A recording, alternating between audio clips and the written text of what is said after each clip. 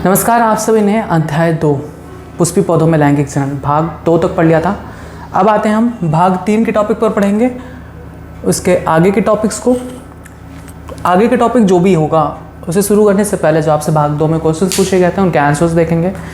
सबसे पहले आपसे क्वेश्चन किया गया था कि एक आवृतबीजी पौधों के जो पुष्प होता है उनके पराग कोष में कितनी पालियाँ होती हैं और उन पालियों में कितने प्रकोष्ठ होते हैं। तो एक आवृतबीजी पौधे के पुष्प के परागकोश में 2 पालियाँ होती हैं, यानी ये बाइलोब्ड स्ट्रक्चर होता है। इसे हम द्विकोष्ठीय परागकोश यानी डाइथिकस एंथर कहते हैं। और एक पाली में 2 प्रकोष्ठ यानी 2 चैम्बर्स होते हैं। फिर दूसरा क्वेश्चन किया गया था कि एक आवृतबीजी पुष्प के परागकोश में कुल कितने चैम्बर्स होते हैं या कुल कितने प्रकोष्ठ होते हैं। तो आपको पता है कि एक परागकोश में 2 पालियाँ और एक पाली में 2 प्रकोष्ठ, तो दोनों पालियों में कुल कितने प्रकोष्ठ होंगे? 4, यानी एक आवृतबीजी पुष्प के परागकोश में कुल 4 प्रकोष्ठ यानी चैम्बर्स होते हैं। नेक्स्ट क्वेश्चन किया गया था, उस कुल का नाम बताइए जिसमें एक कोष्ठीय परागकोश पाया जाता है यानी मोनोथिकस एंथर पाया जाता है। तो मैंने बताया था कि मालवेसी कुल के पौधों में यानी गुड़हल, कपास जैसे पुष्पों में एक कोष्ठीय परागकोश पाया जाता है और उनमें सिर्फ 2 पालियाँ पाई जाती हैं।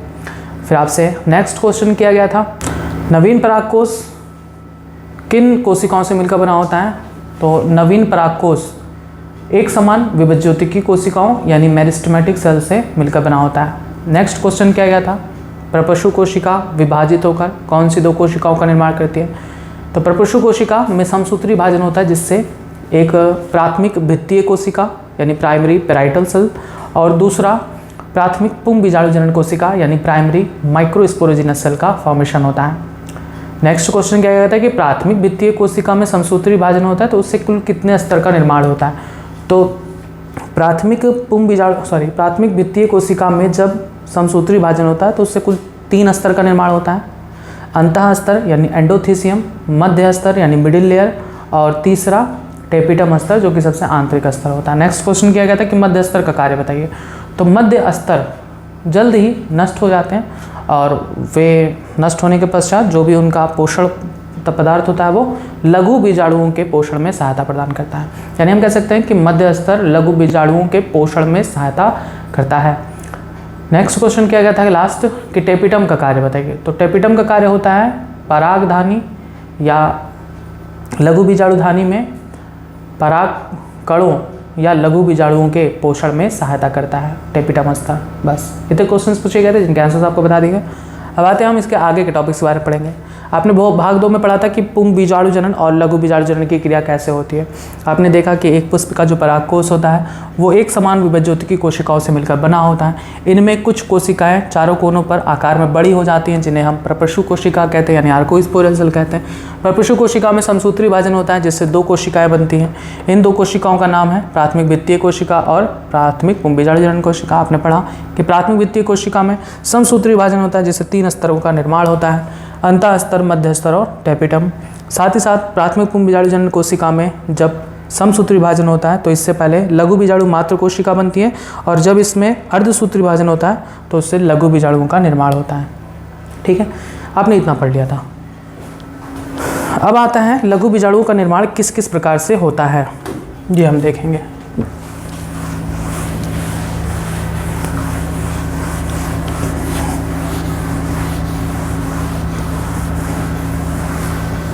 पहले तो आपको ये याद होना चाहिए कि लघु बीजाणुओं का निर्माण किससे होता है। लघु बीजाणु मात्र कोशिका से। और लघु बीजाणु मात्र कोशिका का निर्माण किससे होता है। तो लघु बीजाणु मात्र कोशिका का निर्माण प्राथमिक पुंग बीजाणु जनन कोशिका से होता है। इसको आप एक सीक्वेंस बनाकर भी नोट कर सकते हैं। आपने देखा कि प्रपशु कोशिका होती है। प्रपशु कोशिका में पहले समसूत्री विभाजन होता है और इससे बनता है 2 कोशिका, एक प्राथमिक भित्तीय कोशिका और दूसरा प्राथमिक पुंग बीजाणु जनन कोशिका। आपने पढ़ा कि प्राथमिक भित्तीय कोशिका में समसूत्री विभाजन होता है, कई सारे समसूत्री विभाजन होते हैं। जिससे बहुत सारी कोशिकाओं का समूह बन जाता है। वे 3 स्तर बनाती हैं, अंतः स्तर यानी एंडोथेसियम,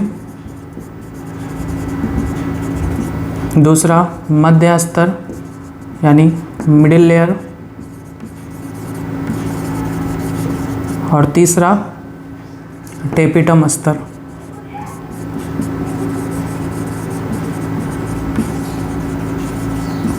प्राथमिक पुंग बीजाणु जनन कोशिका में भी समसूत्री विभाजन होता है और इससे बहुत सारे बनते हैं लघु बीजाणु मात्र कोशिका, यानी माइक्रोस्पोर मदर सेल। लघु बीजाणु मात्र कोशिका में अर्धसूत्री विभाजन होता है, जिससे क्या बनता है, 4 अगुणित लघु बीजाणु, अगुणित लघु बीजाणु। लेकिन ये जो लघु बीजाणु होते हैं ये तुरंत ही एक दूसरे से अलग नहीं होते हैं, ठीक है। लघु बीजाणु मात्र कोशिका में जब अर्धसूत्री विभाजन होता है तो चारों कोशिकाएं एक दूसरे से अलग नहीं होते हैं, बल्कि एक दूसरे के साथ जुड़े हुए होते हैं, बाद में अलग होते हैं। और इसी वजह से कि चारों एक साथ होते हैं, इन्हें हम लघु बीजाणु चतुष्क कहते हैं। लघु बीजाणु चतुष्क यानी माइक्रोस्पोर टेट्राड, माइक्रोस्पोर टेट्राड। ये बात आपको समझना होगा कि लघु बीजाणु चतुष्क किसे कहते हैं। एक कोशिका में जब भी अर्धसूत्री विभाजन होता है तो 4 कोशिका बनती है, ये सब मैंने आपको बेसिक में बताया था। यहाँ पर भी वही होता है, एक कोशिका विभाजित होकर 4 बनाती हैं, लेकिन चारों कोशिकाएं एक दूसरे से अलग नहीं हो पाती तुरंत के रूप में। अगर तुरंत देखें तो तुरंत अलग नहीं होती, बाद में अलग होती हैं। तो जब तुरंत अलग नहीं होती, जब चारों एक साथ होती, तब उसे हम लघु बीजाणु चतुष्क कहते हैं। और अगला टॉपिक ही यही है, लघु बीजाणु चतुष्क का निर्माण। तो लघु बीजाणु चतुष्क का निर्माण कई प्रकार से होता है। तो अगला टॉपिक है आपका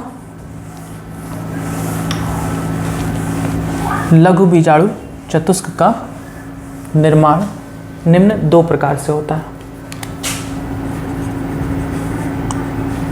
लघु बीजाणु चतुष्क का निर्माण निम्न 2 प्रकार से होता है। होता तो कई प्रकार से है, लेकिन हमें मुख्य रूप से 2 ही पढ़ना है। पहला आता है युगपत प्रकार, यानी साइमल्टेनियस टाइप।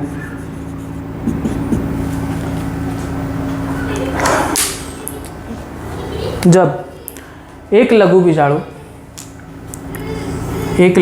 है, उसका ये केंद्रक है, लघु बीजाणु मात्र कोशिका, लघु बीजाणु मात्र कोशिका।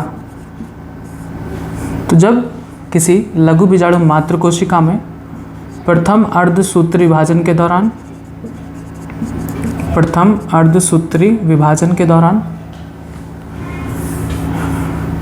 इनका केंद्रक तो विभाजित होता है, किंतु कोशिका द्रव्य का विभाजन और भित्ति का निर्माण ना हो, ठीक है। इस तरह से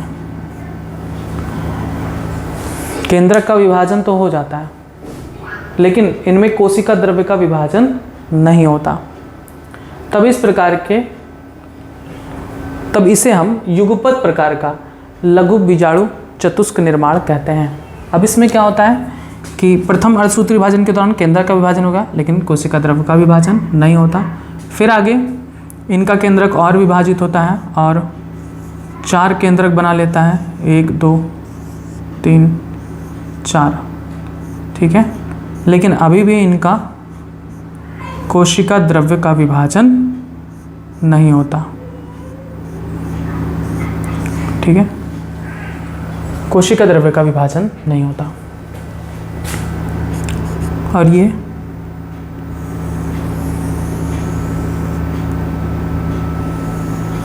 इस तरह से निर्मित होती हैं कि चारों फलकों पर स्थित होती हैं।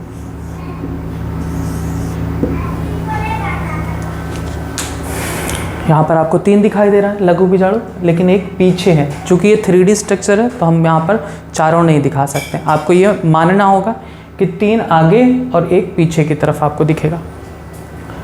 यानी युगपत प्रकार का लघु बीजाणु चतुष्क क्या है कि जब लघु बीजाणु मात्र कोशिका में प्रथम अर्धसूत्री विभाजन के दौरान कोशिका द्रव्य का विभाजन ना हो, तब इससे बने लघु बीजाणु के निर्माण को युगपत प्रकार का लघु बीजाणु निर्माण कहा जाता है। हम क्या कह सकते हैं कि जब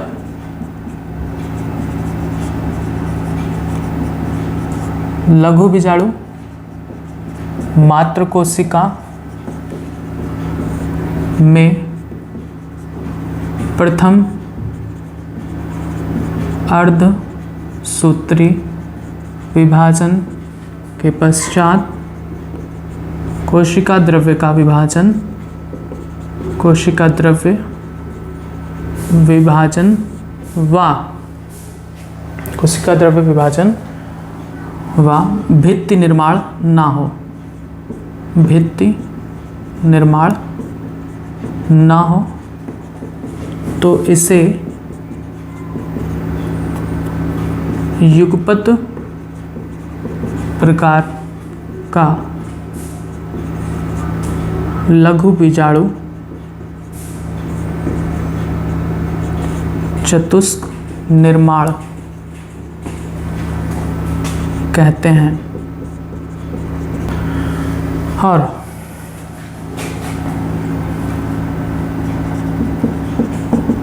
इस प्रकार से बने लघु बीजाणु चतुष्क कार्यनीति, चतुष्क कार्यनीति यानी टेट्राहेड्रल मैनर में विन्यसित रहते हैं। विन्यसित मतलब अरेंज्ड। चारों लघु बीजाणु टेट्राहेड्रल फॉर्म में अरेंज्ड होते हैं। टेट्राहेड्रल का मतलब होता है कि जब लघु बीजाणु चारों फलकों पर स्थित हों, चारों एक्सिस पर, एक इधर, एक इधर, एक इधर और एक पीछे, तब इसे हम टेट्राहेड्रल टेट्रॉड कहते हैं। यानी ये जो टेट्रॉड है चतुष्क, ये क्या कहलाएगा? टेट्राहेड्रल टेट्रॉड। और इस प्रकार से लघु बीजाणुओं का निर्माण किस में होता है? तो इसका उदाहरण है सामान्यतः द्विबीजपत्री पौधों में, द्विबीजपत्री पौधों में। समझ में आया कि जब लघु बीजाणु मात्र कोशिका में प्रथम अर्धसूत्री विभाजन के पश्चात कोशिका द्रव्य का विभाजन ना हो। यहाँ पर विभाजन होता है ना, एक कोशिका विभाजित होकर 2 कोशिका बनाती है, लेकिन यहाँ पर दोनों अलग नहीं हो रहे हैं। केंद्र का विभाजन तो हो जाता है, लेकिन कोशिका द्रव्य का विभाजन नहीं होता, किसी भी प्रकार की भित्ति का निर्माण भी नहीं होता। फिर इसमें सेकंड विभाजन पर भी कोई कोशिका विभाजन का निर्माण नहीं होता।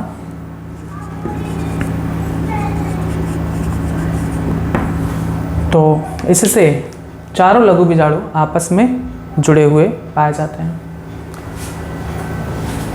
यह हो गया पहला प्रकार, युगपत प्रकार। फिर दूसरा आता है क्रमानुसार, क्रमानुसार प्रकार यानी सक्सेसिव टाइप। अब इसमें क्या होगा? इसी का उल्टा, कि जब पराग मात्र कोशिका में या लघु बीजाणु मात्र कोशिका में, लघु बीजाणु मात्र कोशिका में प्रथम अर्धसूत्री विभाजन होता है, प्रथम अर्धसूत्री विभाजन होता है, तो उससे केंद्रक का भी विभाजन हो और कोशिका द्रव्य का भी विभाजन होता है। ठीक है, ये कोशिका द्रव्य विभाजित हो जाती हैं। लेकिन अभी भी ये दोनों अलग नहीं होंगे, कोशिका द्रव्य का विभाजन हो गया, भित्ति का निर्माण हो गया, लेकिन आपस में जुड़े ही होते हैं। और इसी दौरान इनका फिर से सेकंड डिवीज़न होता है और इसमें एक केंद्रक से 2 केंद्रक बन जाते हैं और फाइनली सभी के सभी एक दूसरे से अलग हो जाते हैं।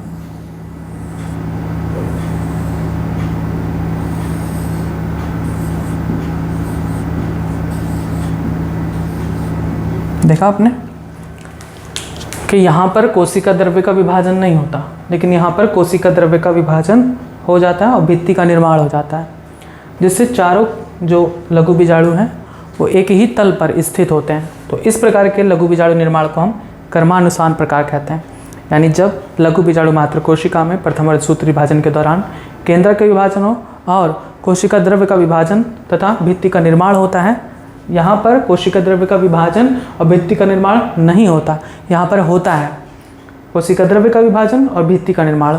तो इसे हम क्रमानुसार प्रकार का लघु बीजाणु निर्माण कहते हैं। और इससे जो बना लघु बीजाणु है इसे हम समद्विपार्श्व कहते हैं, समद्विपार्श्व चतुष्क। इसे हम क्या कहेंगे? चतुष्कीय चतुष्क। ठीक है, कहाँ गए? यहाँ चतुष्क यानी टेट्राहेड्रल, चतुष्कीय चतुष्क। इसे हम कहेंगे टेट्राहेड्रल टेट्राड। यहाँ पर क्या कहेंगे? आइसोबाइलेटरल, आइसोबाइलेटरल टेट्राड। क्लियर? जब चारों लघु बीजाणु 4 अलग अलग फलकों पर स्थित होते हैं तब उसे हम चतुष्फलकीय चतुष्क कहते हैं, यानी टेट्राहेड्रल टेट्राड कहते हैं। और ये किस में पाया जाता है? द्विबीजपत्री पौधों में। और अगर चारों लघु बीजाणु एक ही तल में स्थित हों, ठीक है, 1 2 3 4, यहाँ पर एक पीछे है, यहाँ पर चारों एक ही तल में स्थित है, तब इसे हम समद्विपार्श्व चतुष्क यानी आइसोबाइलेटरल टेट्राड कहते हैं। बस ये था कि किस किस प्रकार से लघु बीजाणु चतुष्क का निर्माण होता है। अब हम पढ़ेंगे कि ये और भी टाइप होते हैं, तो इनका हम सिर्फ टाइप पढ़ेंगे कि लघु बीजाणु चतुष्क कितने प्रकार के होते हैं। तो पहले आप इसे लिख लेंगे, आप हेडिंग डालेंगे लघु बीजाणु चतुष्क का निर्माण निम्न 2 प्रकार से होता है। पहला हेडिंग युगपत प्रकार यानी साइमल्टेनियस टाइप। इसमें लिखेंगे कि जब लघु बीजाणु मात्र कोशिका में प्रथम अर्धसूत्री विभाजन के पश्चात कोशिका द्रव्य विभाजन व भित्ति निर्माण ना हो, अंडरलाइन कर लीजिएगा, तो इसे युगपत प्रकार का लघु बीजाणु चतुष्क निर्माण कहते हैं। और इस प्रकार से बने लघु बीजाणु चतुष्क कार्यनीति में यानी टेट्राहेड्रल मैनर में विन्यासित यानी अरेंज्ड रहते हैं और सामान्यतः द्विबीजपत्री पौधों में पाए जाते हैं। ये फिगर आप बना लेंगे। नेक्स्ट आता है, हेडिंग डालेंगे क्रमानुसार प्रकार यानी सक्सेसिव टाइप। इसमें लिखेंगे कि जब लघु बीजाणु मात्र कोशिका में अर्धसूत्री विभाजन के पश्चात केंद्रक विभाजन के साथ साथ कोशिका द्रव्य का विभाजन भी हो तथा भित्ति का निर्माण भी होता है, तब इस प्रकार के चतुष्क निर्माण को क्रमानुसार प्रकार का चतुष्क निर्माण कहते हैं। इसमें चारों लघु बीजाणु एक ही तल में दिखाई पड़ते हैं, अतः इसे समद्विपार्श्व चतुष्क यानी आइसोबाइलेटरल टेट्राड कहते हैं। अब यहाँ पर क्या होता है कि जब प्रारंभिक अवस्था में ये चारों के चारों एक साथ जुड़े होते हैं और फिर बाद में ये अलग हो जाते हैं। यहाँ पर याद रखेंगे कि ये चारों लघु बीजाणु आपस में कैलोज की पतली परत से आपस में जुड़े होते हैं। बाद में जब परिपक्व होने की अवस्था आती है तब उस दौरान टेपिटम स्तर से एक एंजाइम निकलता है जिसका नाम है कैलेज या कैलेज कहिए, ज़्यादा सही है, कैलोज और कैलेज। तो ये कैलेज एंजाइम इस कैलोज को नष्ट कर देता है और चारों के चारों लघु बीजाणु अलग हो जाते हैं। तो आप इसमें लिखेंगे कि प्रारंभिक अवस्था में चारों लघु बीजाणु आपस में कैलोज की बनी एक पतली परत से जुड़े होते हैं, जो बाद में टेपिटम स्तर द्वारा स्रावित कैलेज एंजाइम के द्वारा नष्ट हो जाती है, जिससे चारों लघु बीजाणु स्वतंत्र हो जाते हैं। आप ये फिगर बना लेंगे। अब इसके बाद आता है आपका टॉपिक कि लघु बीजाणु मात्र कोशिका से निर्मित चारों लघु बीजाणु किस प्रकार से विन्यसित यानी अरेंज्ड होते हैं, इसके बारे में आपको पढ़ना है।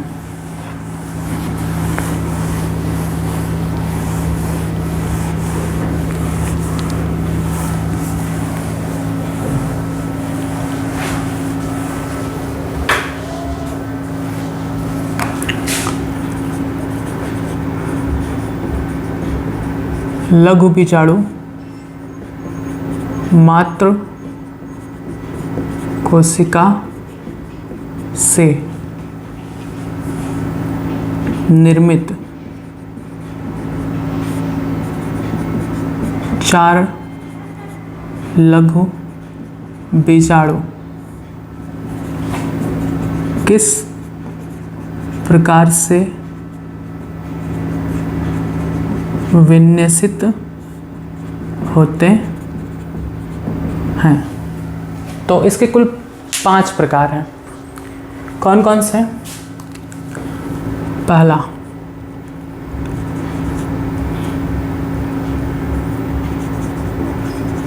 चतुष्फलकीय। चतुष्फलकीय चतुष्क यानी टेट्राहेड्रल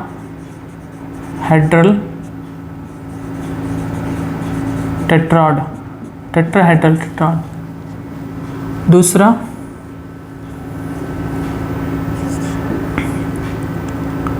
सम द्विपार्श्व चतुष्क यानी आइसोबाइलैटरल टेट्राड। तीसरा, क्रॉसित टेट्राड यानी डिकसेट टेट्राड। चौथा, रेखीय चतुष्क यानी लीनियर टेट्राड। पांचवा,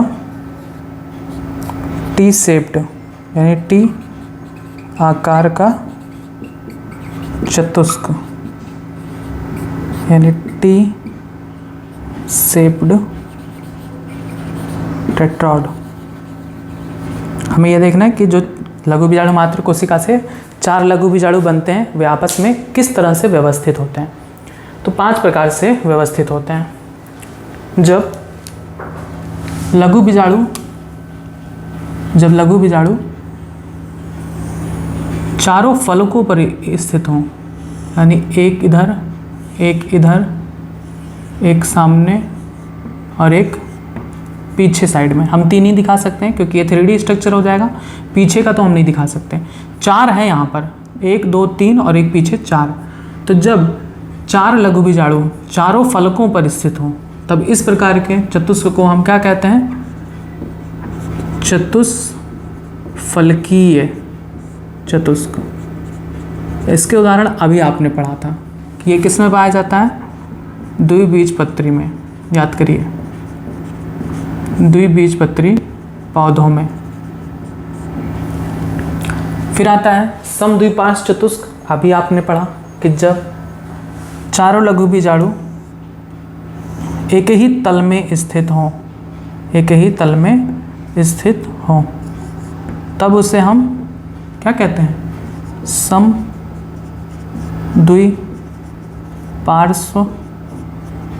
चतुष्क यानी आइसोबाइलैटरल टेट्राड। इसके एग्जाम्पल, एक बीजपत्री पौधों में। ठीक है, देखिए कितना इजी होता जा रहा है सब। क्रॉसित यानी डिकसेट टेट्राड, ये कैसा होता है? इसमें क्या होता है कि एक दूसरे के 4 लघु बीजाणु में से 2 लघु बीजाणु एक दूसरे से 90 डिग्री पर होते हैं। 90 डिग्री पर। देखिए ये सब 90 डिग्री पे नहीं है, लेकिन ये देखिए 90 डिग्री पर है, 90 डिग्री, ये इधर 90 डिग्री। तो ये एक हो गया, दूसरा ये एक हो गया, तीसरा ये एक हो गया, इसके पीछे 90 डिग्री पर। यानी जब 4 लघु बीजाणु में से 2 लघु बीजाणु एक दूसरे से 90 डिग्री पर स्थित होते हैं, तब इसे हम क्रॉसित टेट्राड यानी डीकसेट टेट्राड कहते हैं। इसका एग्जाम्पल होता है मैग्नोलिया, मैग्नोलिया। रेखीय चतुष्क, जब चारों चतुष्क, यहाँ पर मैं यहाँ पर लिख देता हूँ क्योंकि फिगर इधर उधर हो जाएगा तो गड़बड़ हो जाएगा। क्रॉसित टेट्राड। लिनियर में क्या होता है, चारों के चारों एक सीधी रेखा में व्यवस्थित होते हैं, 1 2 3 और 4, तब इसे हम क्या कहते हैं, रेखीय प्रकार। इसका एग्जाम्पल हेलोफिला।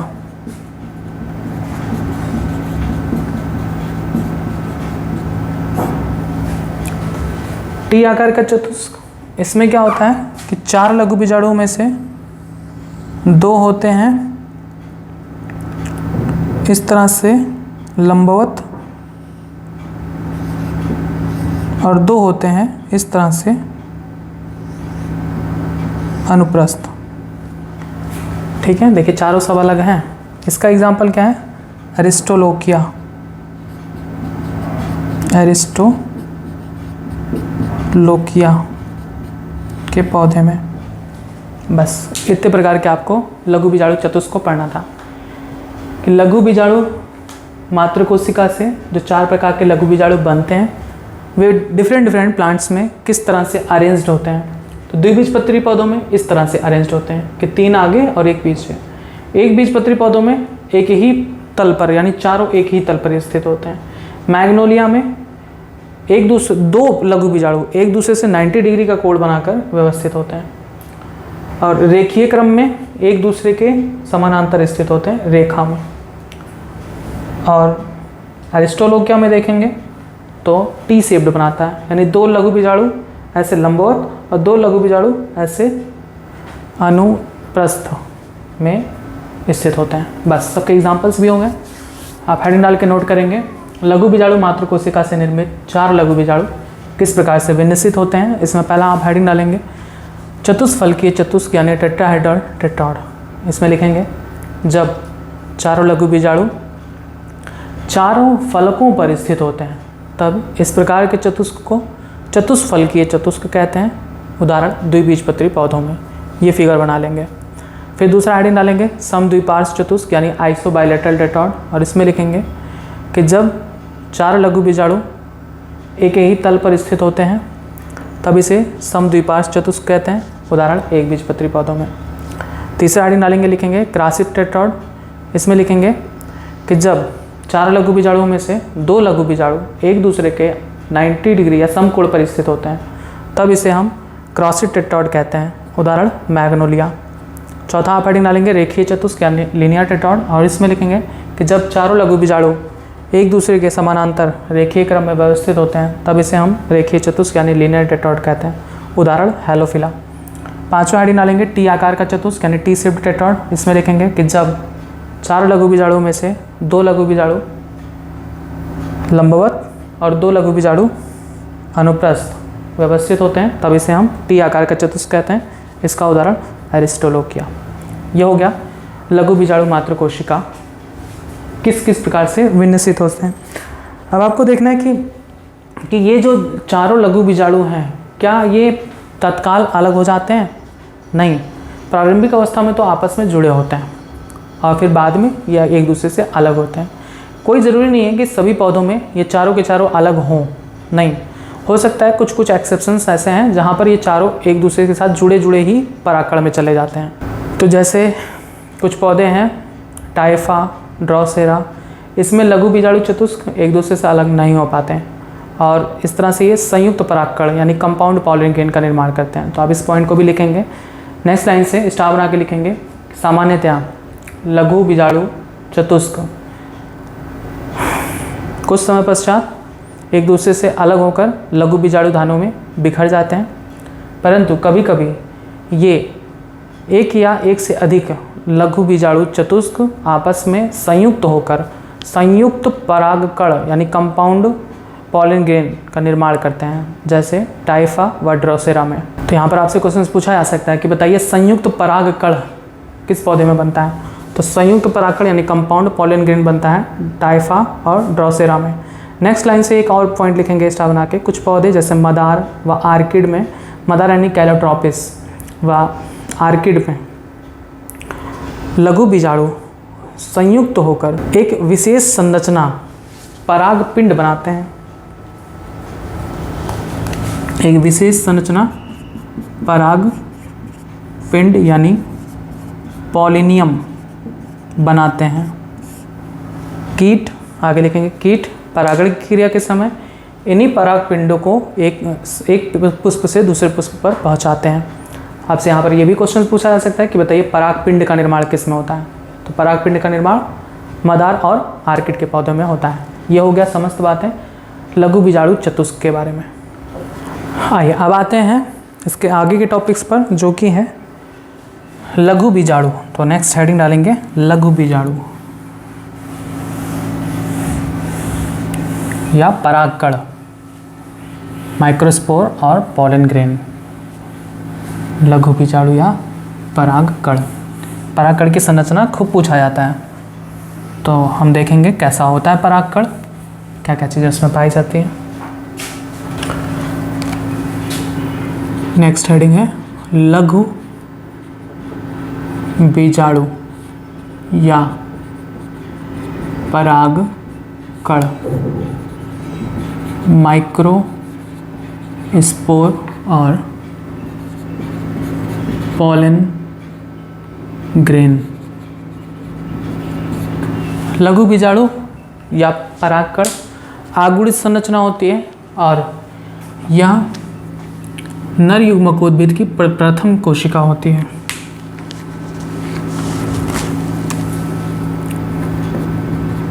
परागकण नर युग्मकोद्भिद यानी मेल गैमेटोफाइट की प्रथम कोशिका है। आइए इसकी संरचना देखते हैं कि लघु बीजाणु या परागकण कैसा होता है। लघु बीजाणु में दो भित्तियां पाई जाती हैं। आपको ये तो पता है कि लघु बीजाणु या परागकण कैसी कोशिका होती है, आगुणित होती हैं यानी हैप्लॉइड।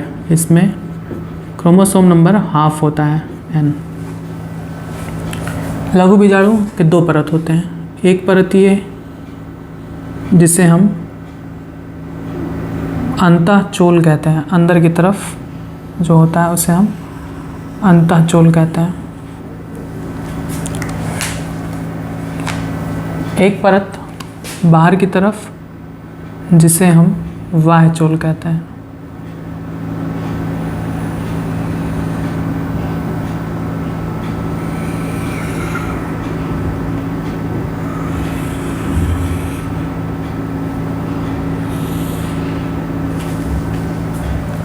ठीक है, ये ब्लू कलर से जो बनाए हैं ये है अंतःचोल, जिसे इंग्लिश में कहते हैं इंटाइन। याद करिए, लघु बीजाणु के दो परत होते हैं, एक अंदर की तरफ अंतःचोल यानी इंटाइन और एक बाहर की तरफ ये जो ब्लैक कलर से बना है ये है बाह्यचोल यानी एक्साइन।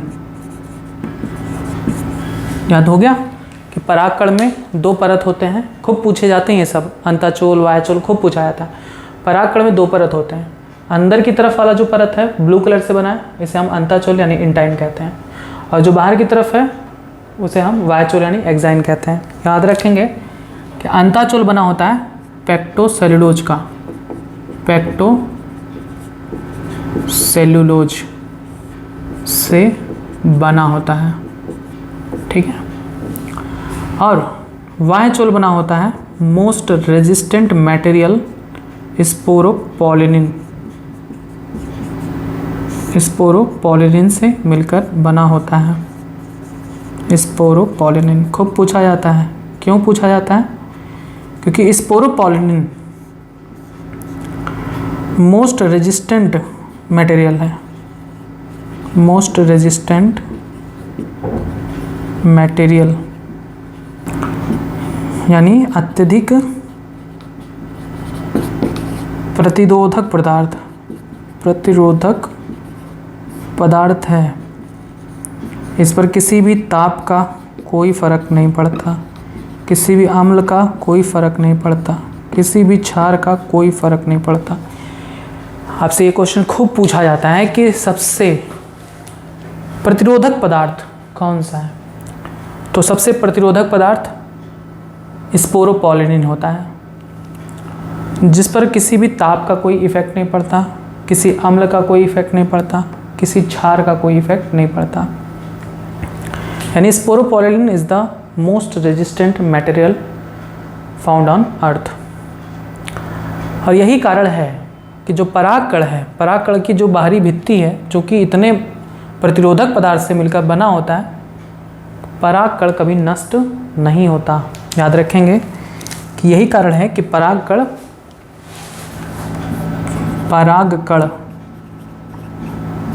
का जैविक अपघटन नहीं होता।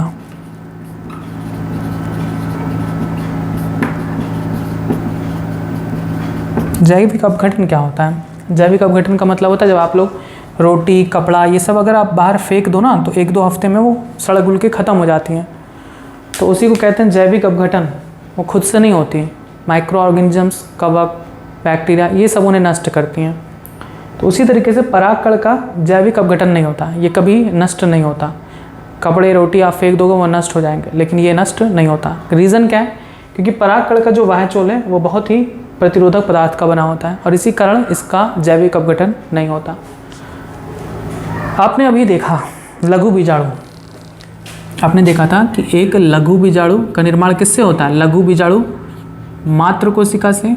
लघु बीजाणु मात्र कोशिका में जब अर्धसूत्री विभाजन होता है तो इससे 4 लघु बीजाणुओं का निर्माण होता है ना? 4 लघु बीजाणु का निर्माण होता है। तो शुरुआत में इन लघु बीजाणुओं में, परागकणों में एक केंद्रक होता है, ठीक है, एक केंद्रक होता है। फिर ये केंद्रक विभाजित होकर 2 केंद्रक बना लेती हैं। एक केंद्रक ये,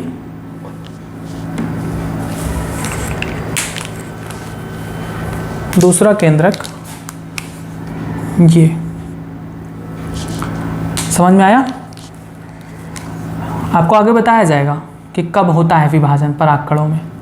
तो परागकण का जो केंद्रक है वो विभाजित होकर 2 केंद्रक बना लेता है। एक केंद्रक को कहते हैं वर्धी केंद्रक यानी वेजिटेटिव न्यूक्लियस, वेजिटेटिव न्यूक्लियस, और दूसरा होता है जनन केंद्रक यानी जेनरेटिव न्यूक्लियस। कुछ समय बाद इनमें कोशिका द्रव्य का भी विभाजन हो जाता है। जब केंद्रक का विभाजन हो गया तो कुछ समय पश्चात कोशिका द्रव्य का भी विभाजन हो जाता है और जो जनन केंद्रक होता है वो एक छोटी सी कोशिका बना लेती है। ये इसका कोशिका द्रव्य का विभाजन हो गया। तो बताइए, कोशिका द्रव्य का विभाजन हो गया और इस कोशिका में इसका कोशिका द्रव्य है और ये इसका केंद्रक है, तो ये कंप्लीट एक कोशिका हो गया ना। अब इसे हम क्या कहते हैं? इसे हम जनन कोशिका कहते हैं, यानी जेनरेटिव सेल। और अब जो बचा कोशिका द्रव्य वो इसका हो गया। ये संपूर्ण कोशिका द्रव्य किसका हो गया? इसका। तो अब ये एक कोशिका के रूप में इसे हम क्या कहेंगे? वर्धी कोशिका यानी वेजिटेटिव सेल, वेजिटेटिव सेल। और यहाँ पर इसमें कुछ और भी चीज़ें पाई जाती हैं। इसमें वैक्यूल यानी रिक्तिका वगैरह भी पाया जाता है। रिक्तिका, वैक्यूल और भी चीज़ें पाई जाती हैं। डॉट से बना देते हैं। ये है एक कंप्लीट परागकण की संरचना। एक लघु बीजाणु कैसा होता है, सब कुछ आपने पढ़ लिया, इससे ज़्यादा क्वेश्चन नहीं आता। एक लघु बीजाणु या परागकण परागकोश से निकलने से पहले इसमें कोशिका का विभाजन हो जाता है और दो कोशिका के रूप में बाहर आता है, एक वर्धी कोशिका के रूप में और दूसरा जनन कोशिका के रूप में। बस ये था आपका परागकण या लघु बीजाणु के बारे में। आप हेडिंग डाल के लिखेंगे लघु बीजाणु या परागकण यानी माइक्रोस्पोर और पॉलन ग्रेन। इसमें लिखेंगे परागकण नर युग्मकोद्भिद की प्रथम कोशिका होती है और परागकण एक अगुणित कोशिका होती है। यह सामान्यतः गोलाकार या अंडाकार होती हैं। इसमें दो भित्तियाँ पाई जाती हैं डैश करके, वाह्यचोल बाहरी भित्ति वाह्यचोल यानी एक्साइन तथा दूसरा आंतरिक भित्ति यानी अंतःचोल। फिर आगे लिखेंगे कि वाह्यचोल एक अत्यधिक प्रतिरोधक वसीय पदार्थ लिखेंगे।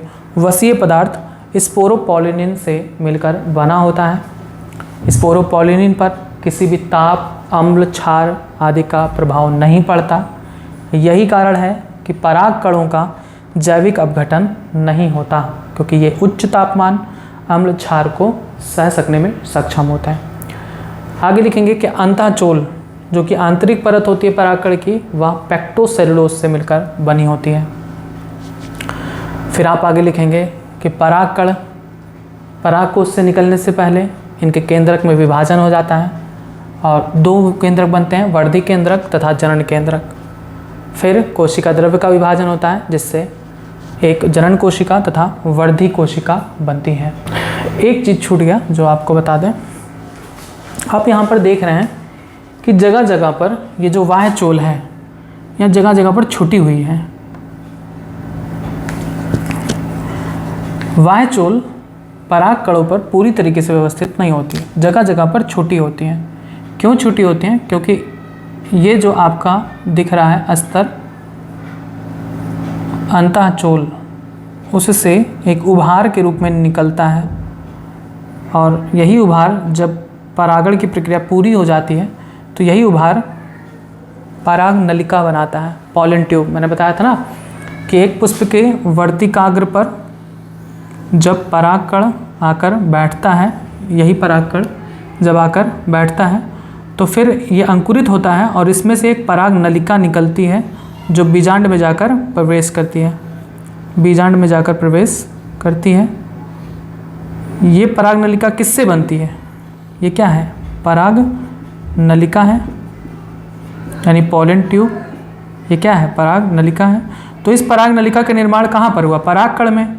तो पूछा जाता है कि परागकण में पराग नलिका का निर्माण किससे होता है? तो याद रखेंगे कि परागकणों में जो पराग नलिका है उसका निर्माण अंतःचोल से होता है। ऐसे अंतःचोल से, देखिए आंतरिक स्तर है ना नीला वाला, अंतःचोल से होता है। और इस छिद्र को क्या कहते हैं? जब तक कि ये पराग नलिका नहीं निकला है तब तक इस छिद्र को क्या कहते हैं? इस छिद्र को कहते हैं पराग छिद्र, नहीं जनन छिद्र। इसे कहते हैं जनन छिद्र। जनन छिद्र यानी जर्म पोर। याद हो गया? परागकणों में जगह जगह पर जनन छिद्र यानी जर्म पोर पाए जाते हैं जिनसे पराग नलिका का निर्माण होता है और ये पराग नलिका नर युग्मकों को बीजांड में पहुंचाने का कार्य करती हैं। पराग नलिका का निर्माण किससे होता है? अंतःचोल से। ठीक, तो आप इस पॉइंट को भी लिखेंगे। वाह्यचोल में जगह जगह छिद्र होती हैं जिन्हें जनन छिद्र यानी जर्मपोर कहते हैं, जिनसे पराग नलिका यानी पॉलन ट्यूब का निर्माण होता है। सॉरी, ये नहीं कहेंगे, निर्माण नहीं लिखेंगे, जिनसे पराग नलिका निकलती है। आगे लिखेंगे कि पराग नलिका यानी पॉलन ट्यूब का निर्माण अंतःचोल से होता है, इंटाइन से। बस ये हो गया संपूर्ण बातें लघु बीजाणु या परागकण के बारे में। आप इस फिगर को बना लीजिएगा। अब आता है आपका नेक्स्ट टॉपिक जो कि है परागकोश का स्फुटन, डेहिसेंस ऑफ एंथर।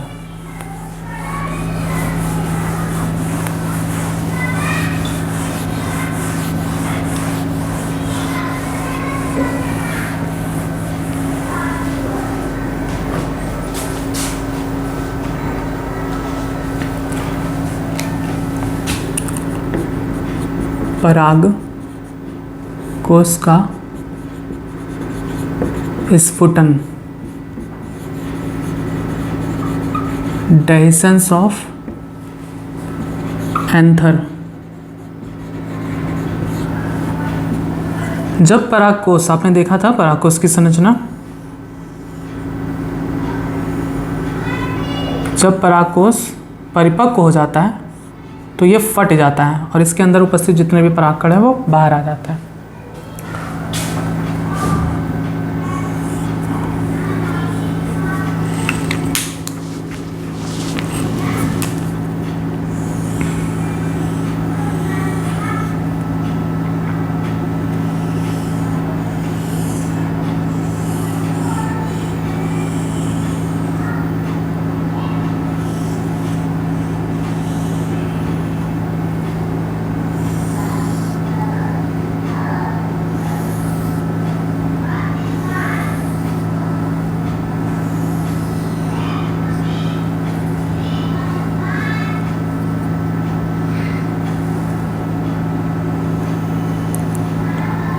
अभी मैं इसको जोड़ देता हूँ, अभी बताता हूँ थोड़ा सा।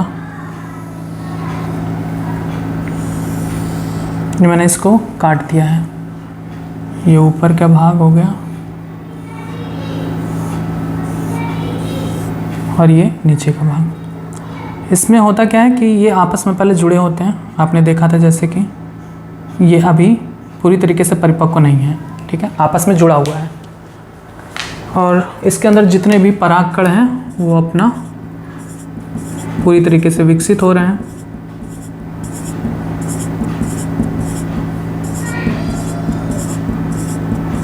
परागकोश के स्फुटन का मतलब होता है परागकोश का फटना और उससे जितने भी परागकण हैं उसके अंदर वो उनका बाहर आना, यही कहलाता है परागकोश का स्फुटन।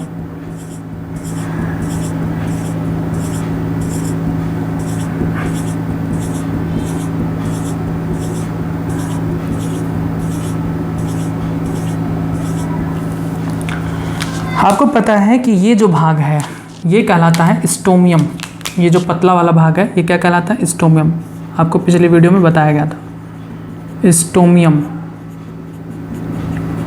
और यहाँ पर आपको ये भी बताया गया था कि स्टोमियम में अंतःस्तर बहुत पतली होती है। ये है स्टोमियम। जब परागकोश परिपक्व हो जाता है, परागकोश के परिपक्वन के समय, परिपक्वन के समय आपको पता है कि 4 स्तर होती हैं, वाय स्तर, अंतः स्तर, मध्य स्तर और टेपिटम।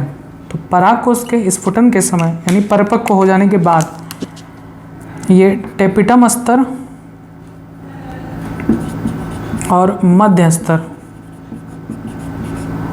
ऐसे लिखेंगे कि परागकोश है परिपक्व हो गया, तो परिपक्व होने पर उसमें 4 स्तर थे।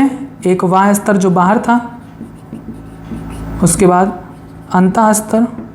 आपसे ऐसे भी क्वेश्चन पूछा जा सकता है कि परागकोश में कुल कितने स्तर पाए जाते हैं, तो ये मत कहिए कि सिर्फ 3 स्तर, अंतः स्तर, मध्य स्तर और टेपिटम। नहीं, परागकोश में कुल 4 स्तर होते हैं। परागकोश में कुल 4 स्तर होते हैं। मैंने बार बार बताया था कि वाय स्तर को नहीं छोड़ेंगे। वाय स्तर, अंतः स्तर, मध्य स्तर और टेपिटम,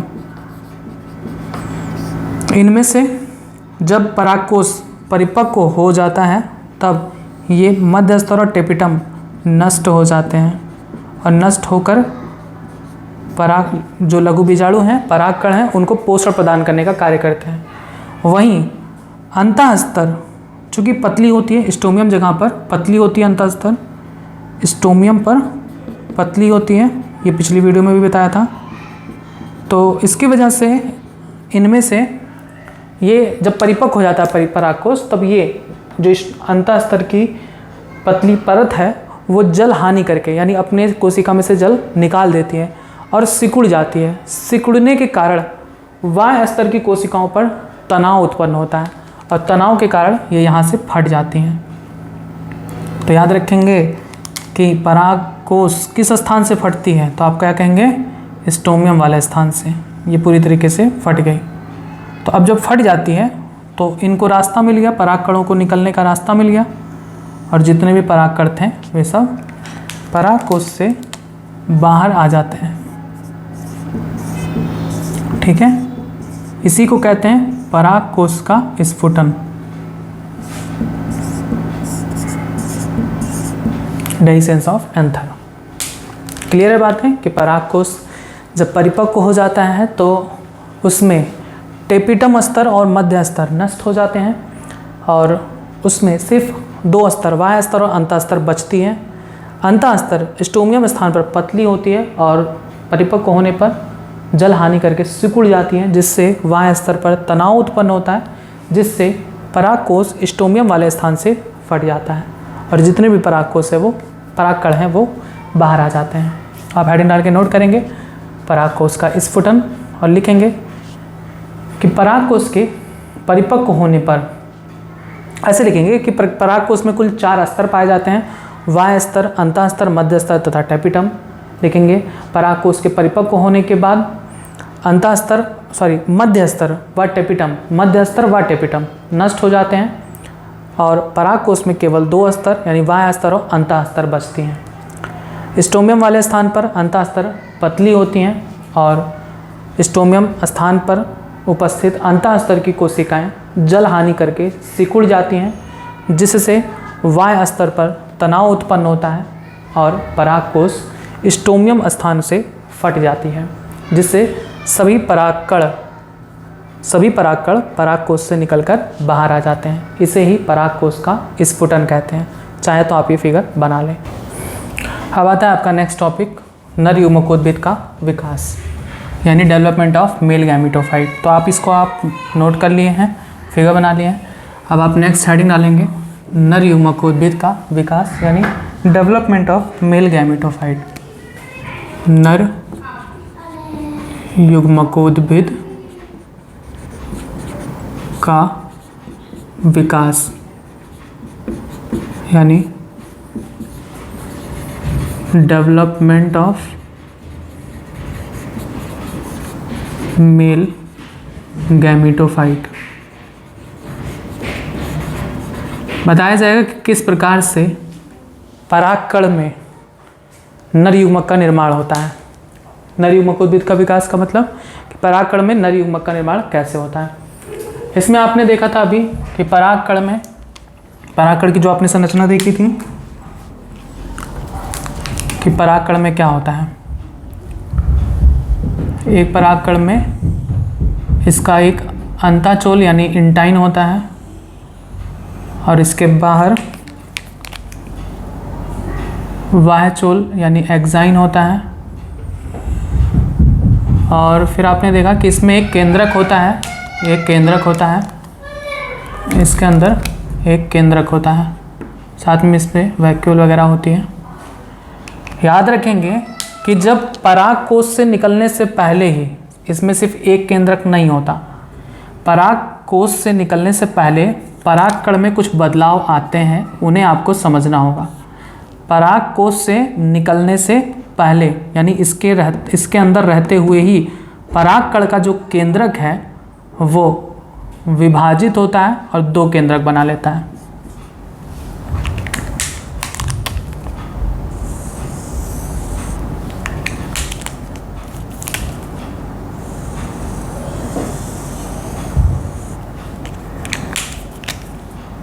पराग कोश से निकलने से पहले परागकण का केंद्रक विभाजित होता है।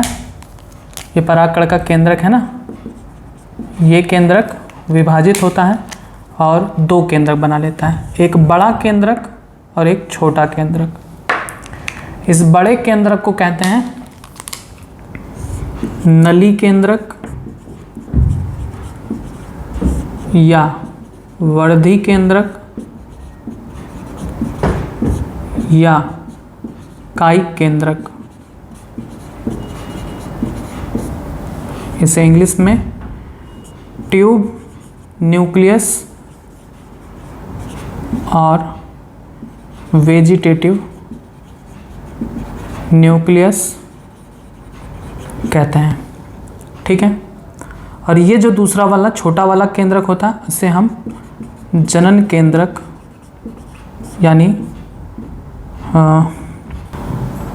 जेनरेटिव न्यूक्लियस कहते हैं, जेनरेटिव न्यूक्लियस कहते हैं।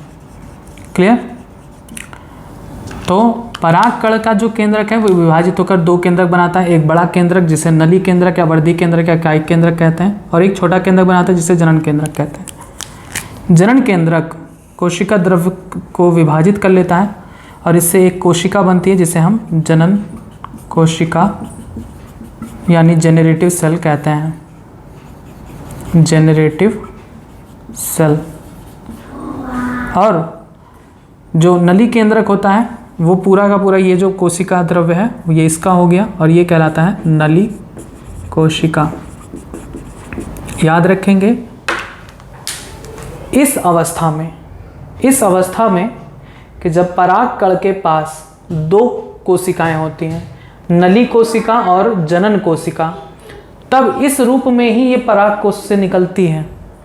यानी जब परागकोश से निकलती हैं तो उनमें दो कोशिका होती है, एक वर्धी कोशिका या नली कोशिका और दूसरा जनन कोशिका। अब ये निकल कर कहाँ जाती हैं? ये निकल कर जाती हैं पुष्प के वर्तिकाग्र पर। ये पुष्प का वर्तिकाग्र है,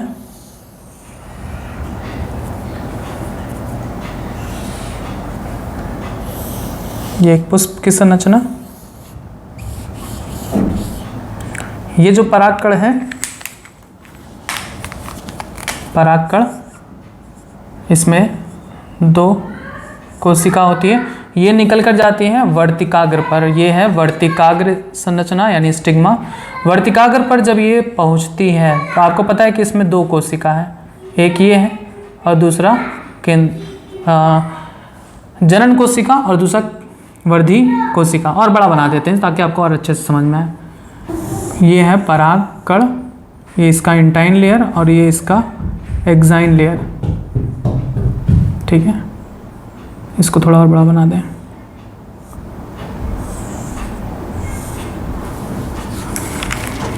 ये अंदर की तरफ इसका इंटाइन लेयर।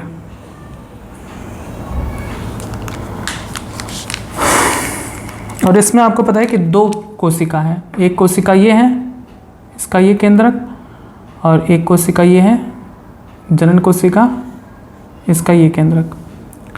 अब क्या होता है कि आपको पता है जनन छिद्र के रास्ते अंताचोल क्या बनाती है? पराग नलिका जो आगे बढ़ती है इस तरह से, और यहाँ पर उपस्थित होता है मादा भाग का बीजांड जिसमें मादा युग्मक होती हैं। यहाँ पर मादा युग्मक होती हैं, मादा युग्मक। ये पराग नलिका बढ़ती जाती है और प्रवेश करती है इसके अंदर, प्रवेश करती है बीजांड के अंदर। और इसका जो वर्धी कोशिका है ये आगे की तरफ होता है, ये है वर्धी कोशिका, आगे की तरफ आगे बढ़ता है। वर्धी कोशिका कहिए चाहे नली कोशिका कहिए, बात एक ही है। और जो इसका जनन कोशिका है, जनन कोशिका, वो पीछे की तरफ होता है। और ये दोनों एक साथ आगे बढ़ते हैं और इसमें प्रवेश करते हैं। लेकिन आगे आपको बताया जाएगा, अभी तो मैं बता दे रहा हूँ, रास्ते में ही जनन कोशिका विभाजित हो जाती है और इससे दो नर युग्मक बनते हैं। जनन कोशिका विभाजित होकर दो नर युग्मक बनाते हैं और दो नर युग्मक इसके अंदर जाते हैं। अब ये सब आपको डिटेल आगे बताया जाएगा। अभी आप इतना ही ध्यान रखें कि नर जनन कोशिका होती है। ठीक, बस। तो ये था नर युग्मकोद्भिद का विकास। आप इसमें लिखेंगे कि नर युग्मकोद्भिद का विकास यानी डेवलपमेंट ऑफ मेल गैमेटोफाइट, परागकोश से स्वतंत्र होने से पूर्व परागकणों का अंकुरण हो जाता है। इस दौरान परागकण का केंद्रक संसूत्री विभाजन द्वारा विभाजित होकर दो केंद्रक बनाता है, एक बड़ा केंद्रक जो नली केंद्रक या वर्धी केंद्रक या कायिक केंद्रक कहलाता है, तथा एक छोटा केंद्रक जो जनन केंद्रक कहलाता है यानी जेनरेटिव न्यूक्लियस कहलाता है। आगे लिखेंगे जनन केंद्रक एक भित्ति द्वारा एक छोटी कोशिका बनाती है जिसे जनन कोशिका या जेनरेटिव सेल कहते हैं, तथा वर्धी वर्धी केंद्रक एक बड़ी कोशिका, नली कोशिका या वर्धी कोशिका बनाती हैं।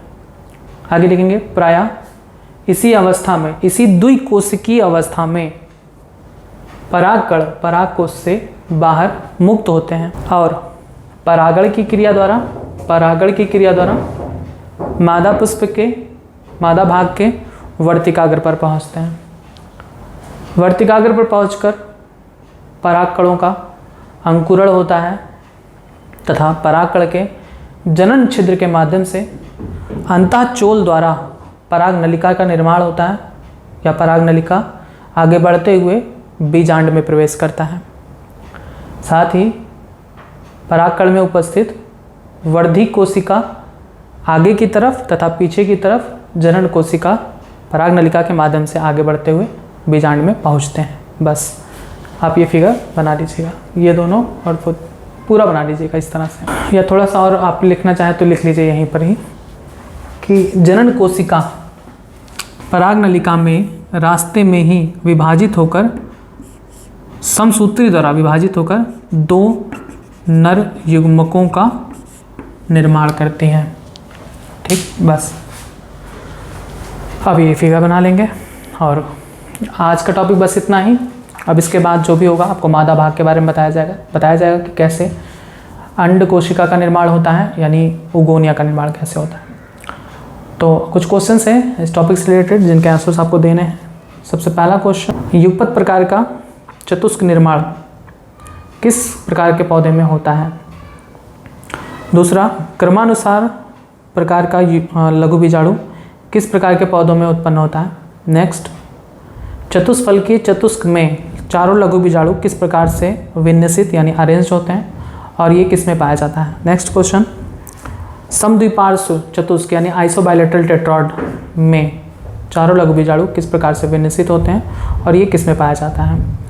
नेक्स्ट क्वेश्चन, क्रॉसित चतुष्क यानी डिकसेट टेट्रॉड में चारों लघु बीजाणु किस प्रकार से विन्यासित होते हैं और ये किस में पाया जाता है? नेक्स्ट क्वेश्चन, रेखीय चतुष्क यानी लिनियर टेट्रॉड में चारों लघु बीजाणु किस प्रकार से विन्यासित होते हैं और ये किस में पाया जाता है?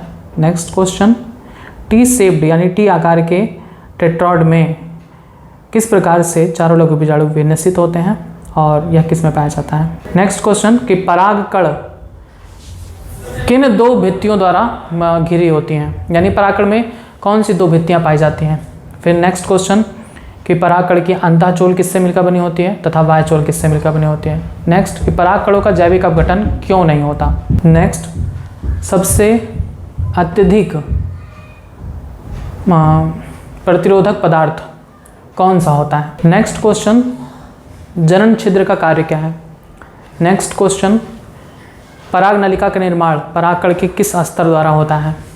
नेक्स्ट क्वेश्चन, कि परागकण परागकोश से मुक्त होने से पूर्व उसमें कितनी कोशिकाएं होती हैं और उन दोनों कोशिका के नाम क्या है? नेक्स्ट क्वेश्चन, वर्तिकाग्र पर परागकण के अंकुरण के समय जनन कोशिका में क्या बदलाव आता है? बस इतने क्वेश्चन हैं जिनके आंसर्स आपको कमेंट बॉक्स में देने हैं। आगे के टॉपिक्स के लिए आप जुड़े रहें बायोलॉजी हिंदी चैनल के साथ। धन्यवाद।